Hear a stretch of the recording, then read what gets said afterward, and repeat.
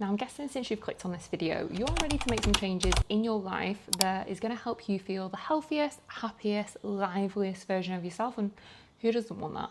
And it can get a little bit overwhelming out there trying to figure out what is the best thing to do. But I do honestly believe that there is a few very simple steps or changes that you can make in your day-to-day life that are super achievable, super adaptable for anybody and everybody, that over time, once you stick to those pillars, it has the biggest transformation on your whole life so that you do feel the healthiest version of yourself. And that's what we're going to divulge in this YouTube series. But first, we need a nice matcha. It's currently 30 degrees. I'm smoking hot, so is Big Gal. So let's get a nice matcha and we'll meet back in 5. Just be careful not to stand on any dogs. Oh, you're feeling it, aren't you, Big Girl?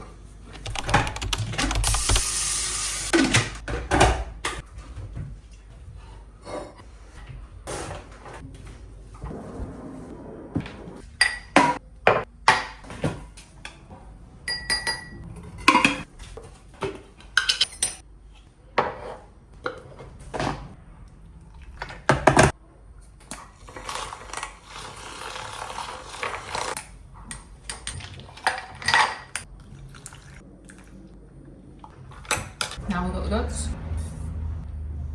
Let's get to it.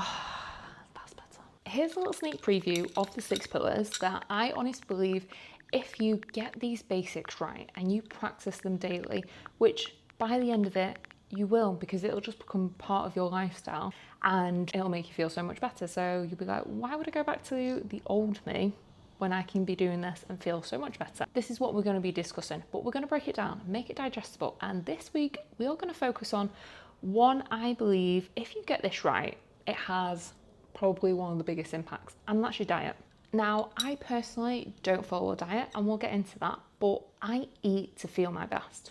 And I think that's the way it should be. That's the way you should think about it, not what food you can't eat and what foods you should eat. It's what foods you eat to help you feel your best. Since getting into my health and wellness, I've probably tried every diet under the sun, apart from vegan, and ultimately diets don't work for me.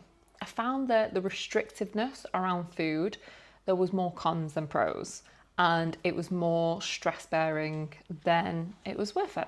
So now I don't diet, but what I do is focus on eating whole foods. It's that simple. But that's not to say I don't have a sweet treat here and there. Like I said, I don't actually cut anything out. There's certain things I'll do to avoid overeating processed foods. For example, I won't buy a lot of stuff to have in the house because I'd probably just end up eating it. But I do have a bit of dark chocolate in the house. So when I do fancy something sweet, I've got it there. But when it comes to your diet, what I would recommend is focusing on whole foods, food that doesn't require a huge label.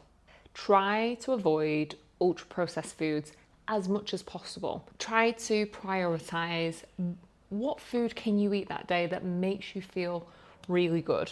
And that is typically whole foods. If you were to try to focus on making 90% of your diet whole foods, I guarantee within a week, you would already start to feel a lot better, a lot healthier, a lot more energized. But you don't have to completely cut out treats, but try to be mindful of how much processed food you are eating, because sugar really is the devil and it's just not great for us, sadly. Other things you can do to help you start eating better is meal planning, so that you don't then suddenly get really hungry one day and just reach for a packet of crisps or a bar of chocolate. If you plan your meals and do a big food shop, then you've got all that nourishing food in your fridge or fruit on the side that you can grab in those moments where you are panging.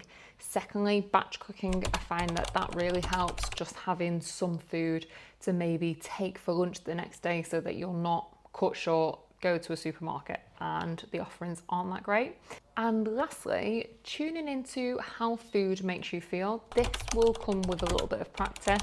There might be certain healthy foods that you could be eating that actually don't make you feel that great. They might make you feel bloated.